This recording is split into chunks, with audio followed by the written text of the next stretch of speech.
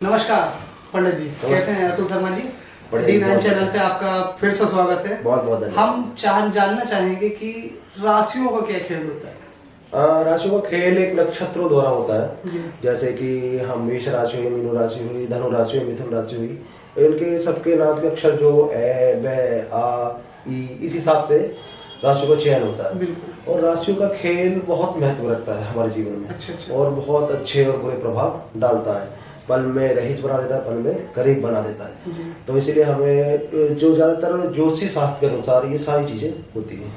अच्छा। अगर मान लीजिए जैसे कि बताते हैं कि अभी कोई भी बात होती है तो कहते हैं हाँ भाई तुम्हारे ग्रह खराब चल रहे या तुम ये पूजा पाठ करो, तो क्या आप मानते हैं कि पूजा पाठ कराने से आदमी को शांति प्रदान होती है या उसके रुके हुए काम चालू चलते हैं? ये बात ऐसी है, मानने को तो भगवान ना मानो तो पत्थर। बिल्कुल सर। ठीक है। अब बात रही पूजा पाठ की, तो बहुत से लोग ये भी कहते हैं मन का क्या समझाना।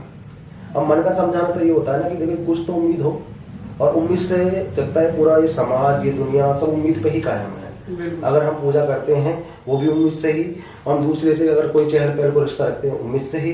उम्मीद शब्द हमारे जीवन में बहुत महत्वपूर्ण है। अच्छा, हम ये जानना चाहते हैं कि जो एक भागवत आपने सुना होगा कि मत भागवत होती है, तो ये भागवत कराने से मनुष्य को क्या मतलब क्या फल मिलता है सर? भागवत एक बार मैं एक इंटरव्यू देख रहा था स्वामी प्रेमानंद जी का। उन्होंने बताया था एक शिष्य आया था, तब वो प्रवचन कर रहे थे कि भगवान मुझसे एक अपराध हो गया है कि जो गर्भ में गर्भ जो होते हैं गर्भवास करवा देते हैं लोग, तो वो सबसे बड़ा पाप माना गया है हमारे हिंदू समाज में। अच्छा। हमारे सनातन समाज में सबसे बड़ा अपराध है।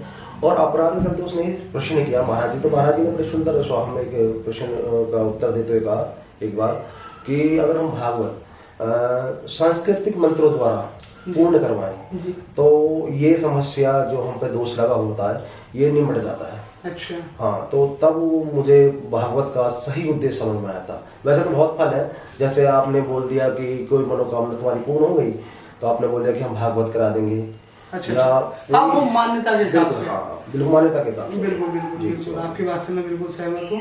तो इससे भागवत को सुनने से भी लोगों को इसकी मतलब जो भागवत सुनते हैं तो उनको भी इसका कुछ फल प्राप्त होता है। हाँ, फल बिल्कुल। अरे कुछ भी का खेत में मान लो कि खेत है जी, अगर कुछ भी नहीं करोगे तब भी उसमें कुछ होगा। बिल्कुल। ठीक है। अगर तुम चाहते हो कि कुछ कर्म करने हैं, कर्म के अनुसार ही दुनिया चलती है, बगैर कर्म के कुछ नहीं है। अच्छा पंडित जी, एक चीज जानना चाहेंगे हमारे दर्शक भी कि हमने देखा है कि ब्राह्मण समाज में क्या होता है कि चोटी जी जो चोटी होती है, चोटी को बड़ा करके रखते हैं, तो इसका क्या महत्व होता है? देखो, एक प्रैक्टिकली बात बताऊं तो पहले जो पंडित लोग होते थे विद्वान होते थे। विद्वान क्यों होते थे? वो पढ़ाई करते थे। पढ़ाई करने की वजह से उनकी चोटियों को एक खूंटी से बांध दिया जाता था कि तब भी रात को नींद की हल्की झपकी आए तो तुरंत उन्हें असर हो इस चीज पे और तुरंत आंखें खुल जाए। एक तो ये प्रैक्टिकल हो गया। एक से जो हमारे सनातन है उसमें जो बताया गया है ब्राह्मणों में, चोटी का महत्व एक टावर की तरह करता है। टावर बोले जैसे एयरटेल का टावर है, इस तरह का टावर की हमारे जो आसपास नकारात्मक और सकारात्मक चीजें चलती हैं उनको दूर दूर नहीं करता, मतलब उनको कैच करता है सकारात्मक चीजों को, मानी बुद्धि बढ़ाता है। सीधे सरल शब्दों में कहूं तो बुद्धि को बढ़ाता है। अच्छा, एक चीज बताइए, जो टीका, एक आपने देखा होगा टीका लगाते हैं तो कोई लाल लगाता है, कोई वो ऑरेंज कलर का लगाता है, कोई व्हाइट लगा लेता है, तो इसका टीके का अलग अलग कलर होने का क्या महत्व होता है? जैसा कि मैं छोटे शब्दों में कहूँ कि जैसे हम अमिताभ बच्चन में उनका फैन हूँ जी, तो उनकी जैसी एक्टिविटी करूंगा।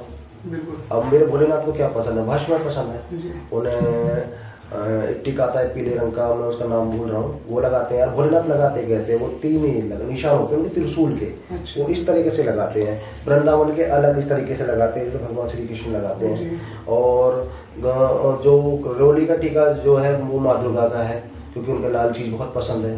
ठीक है। इस अपने इष्ट को लुभाने के लिए भी टीका लगाते हैं और दूसरे के टीके को देख के ये पता लग जाता है ये इस भगवान का भक्त है। अच्छा अतुल जी, एक लास्ट आपसे सवाल पूछना चाहूंगा कि अगर हमारे दर्शक सुबह को घर से पूजा पाठ करके निकलते हैं जी तो क्या ऐसा करके निकले जिससे उनका दिन शुभ हो? मेरा मानना यह है अगर कुछ ना कर सको, अगर कुछ भी नहीं कर सको, मंदिर नहीं जाते, कोई कुछ नहीं जाते, एक लोटा भगवान सूर्य के नाम आप अर्पित कर दीजिए, आपका दिन 100% सक्सेसफुल रहेगा।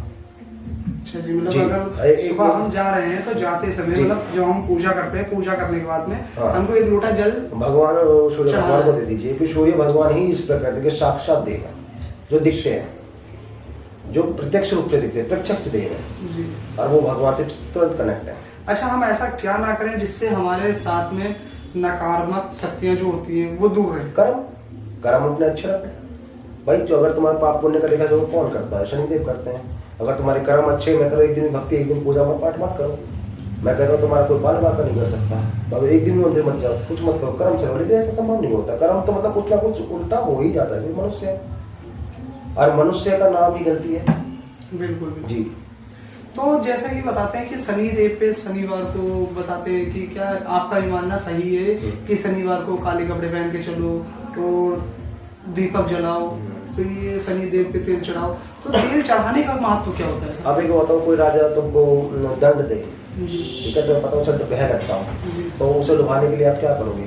उनकी प्रिय चीजें, क्योंकि प्रिय चीजें दें। अच्छा, भगवान शनि देव को काली चीजें पसंद शनिदेव है, की ये प्रिय हाँ, चीज प्रिय चीज है। अब उन चीजों को तुम पहनो करो तो वो कहीं ना कहीं तुम्हें थोड़ा सा माफ कर देगा, ठीक है ना। अगर तुम उसके वो करते हो, बिल्कुल, मतलब उसे रेस्पेक्ट देते हो, तो वो कहीं ना कहीं चीजें कम हो जाती हैं। अच्छा पंडित जी, जैसे कि मान लीजिए आपने देखा होगा कि हाँ कहीं भी हवन हो रहा हो या कुछ भी हो रहा हो, तो उसमें एक बताते हैं कि आम के पेड़ की, जी। आम की पेड़ की पूजा होती है जी। आम के पेड़ की लकड़ी लगाई जाती है, तो ऐसा क्यों लगाई जाती है? अ, पीपल क्यों नहीं लगाई जाती है या बरगद की क्यों नहीं नहीं, मैं लगाई? आपको यहाँ पे करेक्ट करूंगा थोड़ा सा।